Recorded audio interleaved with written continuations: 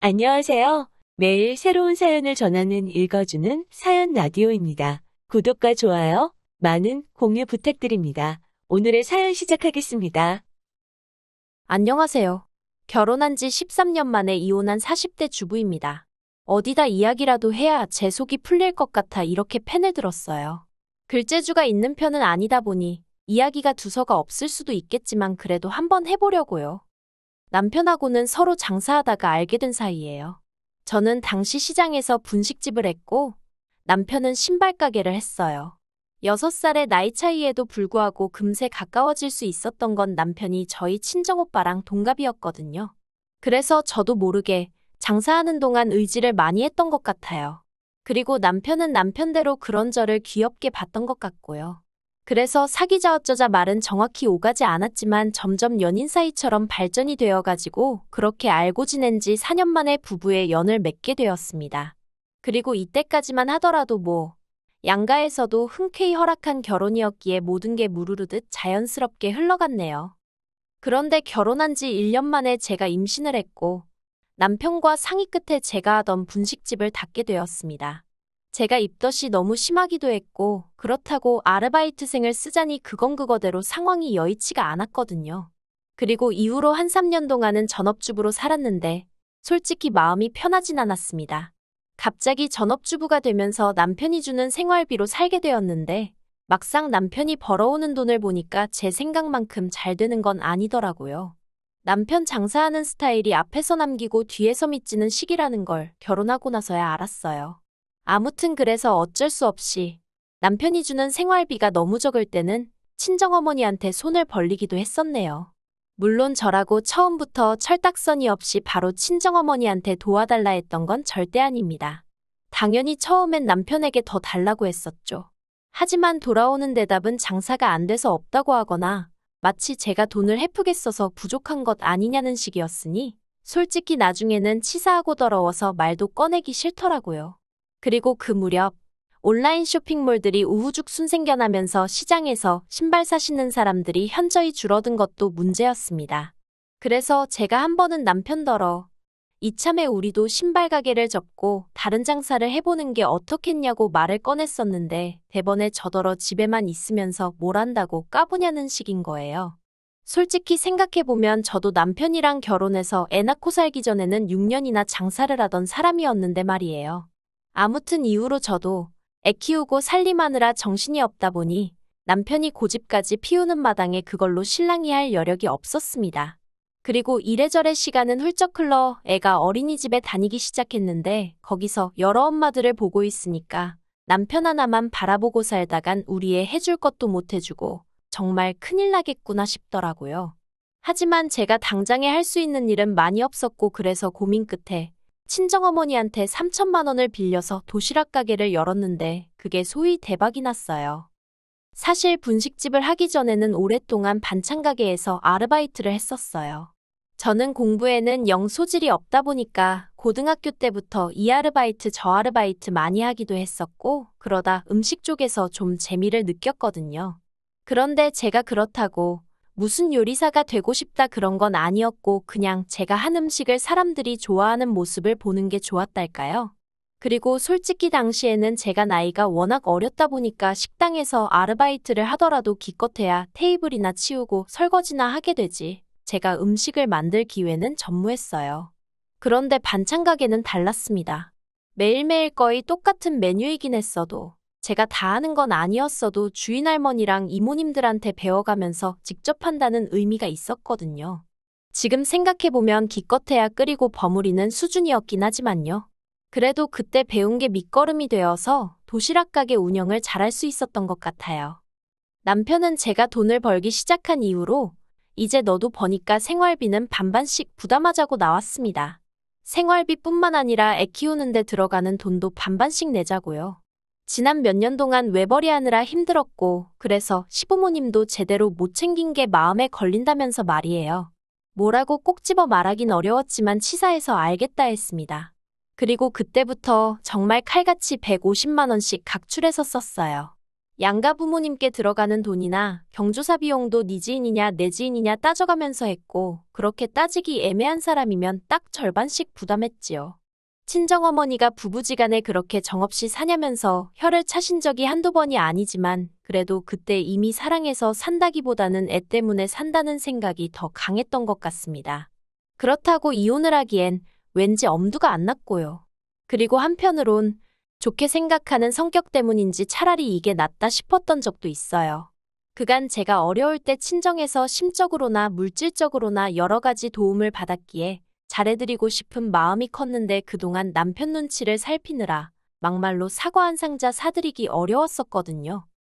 그리고 제가 한창 돈 버는 재미에 빠져있던 무렵 친정아버지께서 돌아가셨습니다.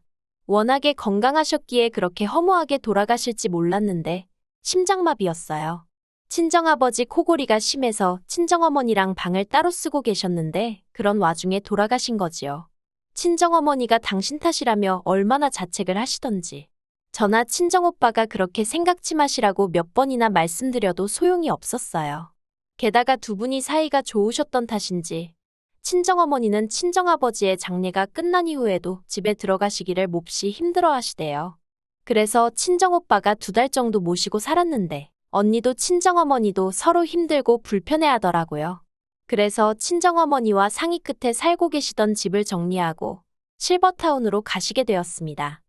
실버타운에 들어가는 보증금 4억은 아파트를 매매하고 나온 돈으로 됐고 훗날 친정어머니가 돌아가시면 그 보증금은 제가 받기로 했습니다.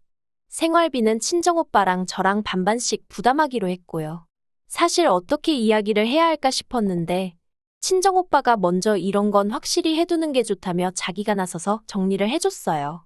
그리고 여담이지만 친정오빠는 장가갈 때 친정어머니가 따로 집을 해주신 반면 제가 결혼할 때는 친정 형편이 여의치가 않아서 친정오빠만큼은 받지 못했거든요. 그래서 친정오빠가 저에게 늘 미안한 마음을 갖고 있었다는데 전 정말 몰랐답니다. 외에도 친정오빠와 많은 이야기를 주고받았지만 남편한테 따로 이야기를 하지는 않았어요. 친정아버지가 돌아가시고 얼마 지나지 않았을 때 제가 남편더러 친정어머니가 힘들어하셔서 어떻게 할지 고민이라고 이야기를 꺼냈는데 기껏 한다는 소리가 알아서 잘해 한마디였으니까요. 관심이라곤 정말 눈꼽만큼도 없는 사람한테 제가 뭐 한다고 시시콜콜한 이야기를 하고 싶었겠어요. 그래서 그냥 실버타운으로 모셨다고만 말하고 말았지요. 그리고 이후로도 남편은 말이라도 장모님 뵈러 한번 가보자 한 적이 없습니다. 저도 그런 남편한테 같이 가자고 한 적도 없고요. 한편 저희 시어머니는 신우와 함께 살고 계세요. 신우는 남편보다 4살이 많고 고등학교에 다니는 애도 있습니다. 남이 집 일이라 이러쿵저러쿵 말하기는 그렇지만 월세 전세 반전세를 전전하다가 시아버지가 돌아가신 이후로 혼자 되신 시어머니가 적적할까봐 걱정이네 어쩌네 하더니 은근슬쩍 들어가서 살더라고요. 그리고 대신이라고 해야 할지 이후로 생활비는 신우네가 낸다대요. 그런데 사실 어디 살든 세 식구가 살려면 생활비는 드니까 제가 보기에는 신우가 자기들이 시어머니 생활비를 댄다고 표현하는 건 좀 웃긴 것 같거든요. 월세를 내는 것도 아니니까요. 게다가 신우는 누가 물어보면 꼭 자기가 친정엄마를 모시고 산다는 식으로 이야기를 하는데 그것도 속사정을 다 아는 저 같은 사람이 들으면 웃을 일이지요. 아무튼 그런 상황이었는데 하루는 신우가 저랑 저희 남편이랑 있는 자리에서 저희 친정어머니가 계신 실버타운은 어떻냐며 이것저것 물어보더라고요. 남편이야 뭐 아는 게 하나도 없으니 저만 보고 있고 그래서 제가 아는 선에서 가감없이 이야기를 해줬습니다. 보증금이 얼마고 시설은 어떻고 그랬더니 아마 자기가 생각했던 거랑은 많이 차이가 있었나 봐요. 그렇게 비싼 곳에 계시냐면서 한숨을 푹푹 내쉬더니 일단 알겠다 하더라고요. 그리고 저는 그렇게 그 주제로는 이야기가 끝났다고 생각했어요. 그런데 그런 대화가 오가고 얼마 후 신우가 또 만나자며 연락을 해왔습니다. 시어머니한테 실버타운 이야기를 꺼냈더니 좋아하시더라면서 한번 방법을 찾아보자대요. 인터넷 찾아봐도 되고 한번 가보면 좋을 건데 왜 나한테 그러나 싶었지만 일단은 알겠다 했습니다. 정말이지 이때만 해도 그저 저한테 뭐 더 물어보고 싶은 게 있어서 그런가 보다 했지 그런 이야기를 꺼내줄은 생각도 못했다니까요. 신우가 말문을 열기를 자기는 시어머니를 실버타운에 보내드리고 싶답니다. 그래서 제가 그러냐고, 그러면 지금 사시는 집을 파셔야 하는 거 아니냐고 조심스레 물었어요. 왜냐면 어쨌든 저도 그 집안 며느리로 산지 10년이 넘었으니 시어머니 재산이 얼마나 될지 대충은 알고 있었으니까요. 그런데 재산이랄 게 시아버지랑 사시던 그 집 말고는 아예 없으세요. 땅이고 뭐고 그런 것도 없으시고 연금도 받으시는 노령연금인가 그게 전부라고 들었거든요.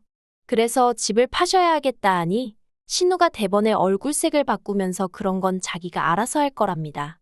그러니 저도 뭐 딱히 할 말이 없어서 그러냐 했지요. 하지만 속으로는 집을 안 팔고 무슨 돈으로 실버타운에 보내드리고 싶다는 건가 싶대요. 그리고 그때 신우가 전혀 예상치 못한 소리를 하더라고요. 자기가 알아본 실버타운 보증금이 5억인가 그렇다며 그걸 저희 부부더러 반 정도 보태달라는 겁니다. 어이가 없어서 집을 팔아서 보증금을 하셔야지 갑자기 그걸 왜 저희한테 보태달라고 하시냐고 그건 어렵다고 딱 잘라서 이야기를 했어요. 그랬더니 저더러 친정어머니는 몇 년째 실버타운에 모시고 있으면서 어떻게 그런 식으로 이야기를 하냐대요. 그래서 제가 이 사람한테 못 들으셨냐고 친정어머니 실버타운에 들어가는 비용은 전부 다 제 주머니에서 나왔지. 남편한테서는 일원 한 푼 받은 게 없다고. 그러니까 시어머니를 실버타운에 보내드리든 어쩌든 그에 관해서는 남편과 따로 이야기하시라 했습니다. 저랑은 상관없는 이야기라고요. 그러자 신우가 남편더러 너는 입이 없냐 왜 말이 없냐 진짜냐 따발총처럼 쏘아대기 시작했고 남편은 남편대로 저를 쳐다보면서 너는 무슨 말을 그렇게 하냐고 정색을 하는 거예요. 그래서 남편더러 내가 없는 소리 한 것도 아닌데 뭘 화를 내느냐고 할 이야기 더 있으면 언니랑 나가서 하고 오라 했습니다. 그랬더니 두 남매가 저를 어이없다는 듯 쳐다보길래 저도 왜요? 한마디 하고는 안방으로 들어가서 문 닫고 음악 틀고 있었네요. 그리고 1시간쯤 지나서 거실로 나가니 신우는 그새 갔는지 안 보이고 그래서 평소랑 다름없이 저는 저녁 식사를 준비하기 시작했는데 남편이 저더러 진짜 그렇게밖에 말을 못하냐면서 너무하다는 겁니다. 내가 뭐가 너무하냐니까. 솔직히 제 가게 장사 잘 되는 것도 자기가 뻔히 아는데 그렇다고 제가 시어머니 용돈을 한번 제대로 챙겨드린 적이 있냐? 여행을 보내드려 본 적이 있냐? 한마디로 말도 안 되는 시비를 걸더라고요. 한창 도시락 가게 시작하고 자리 잡내만에 하고 있는 사람한테 이제 너도 돈 버니까 생활비 반반 내자 어쩌자 했던 사람이 누군지 잊었냐고. 그렇게 먼저 성 긋고 네 돈 내 돈 나눌 때는 언제고 이제 와서 나더러 너무하다니 당신이야말로 그러는 거 아니라고 저도 맞받아쳤어요. 저녁 준비고 뭐고 성질이 나서 애만 데리고 나와서 저녁 사 먹고 집에 들어갔습니다. 그랬더니 남편이 또다시 얘기 좀 하자더니 아까랑은 사뭇 다른 분위기로 나오더군요. 저더러 신우네 사정도 생각 좀 해달랍니다. 알고 보니까 신우랑 시매부가 시어머니네 들어가서 살기 시작한 이후로 부부 사이가 많이 안 좋아진 모양이더라고요. 그렇지만 그건 신우네 사정이고 막말로 그렇다고 제가 시어머니 실버타운 보증금 2억 5천을 줄 일은 아니잖아요. 하지만 어찌나 남편이 애걸복걸인지 그래서 제가 그럼 당신은 돈을 얼마나 모아뒀냐 물었습니다.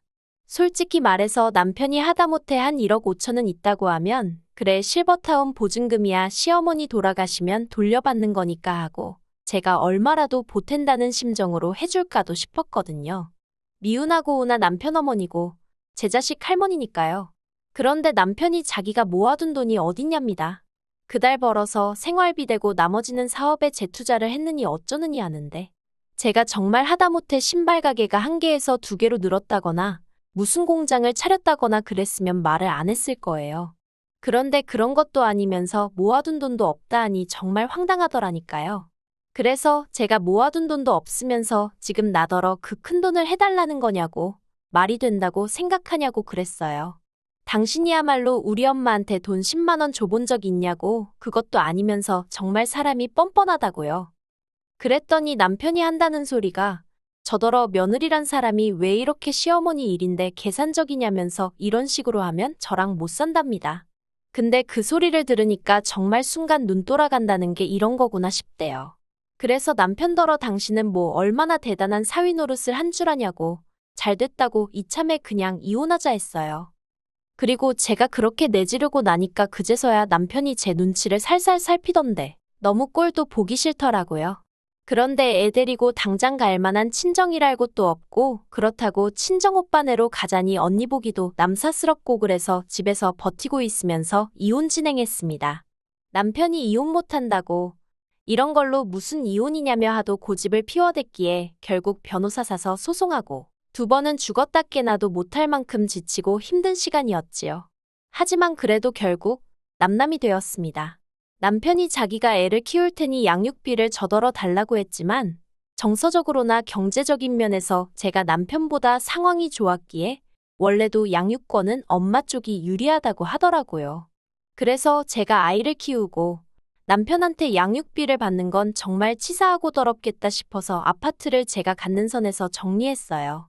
아파트 살 때도 솔직히 남편보다 제 돈이 더 많이 들어가긴 했지만 그래도 얼마 손해보는 게 무서워서 남편하고 매달 양육비로 실랑이 할 바에는 아파트 받고 신경 끄고 사는 게 낫겠다 싶대요. 그리고 친정어머니한테는 아직 이혼했다 소리는 못했습니다.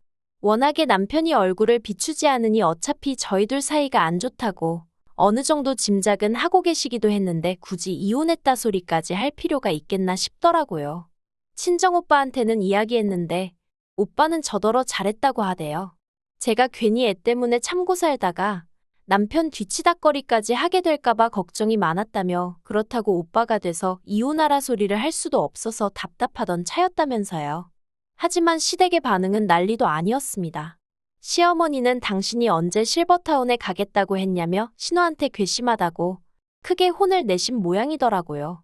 그리고 신우도 자기가 생각이 짧았다며 저더러 마음 풀고 자기 남동생 한 번만 봐주라며. 하지만 이상하게도 그런 시댁 식구들의 모습을 볼수록 남편에 대한 마음이 정리가 되는 기분이었어요. 아, 저기에 다시 발을 담글 순 없다. 그런 생각이었달까요? 그래서 지금은 애랑 둘이 사는데 애가 철이 든 건지 제 앞에서 웬만하면 아빠 보고 싶네 그런 소리를 안 해요. 괜히 저랑 남편 때문에 애가 일찍 철이 든 것 같아서 미안하기도 하고 마음이 좋지 않습니다. 그래도 언젠간 애도 이해해 주겠지요. 저는 앞으로도 계속 성실하게 제 일 열심히 하면서 좋은 엄마이자 좋은 딸로 살게요. 긴 이야기 들어주셔서 감사합니다. 오늘의 사연은 여기까지입니다.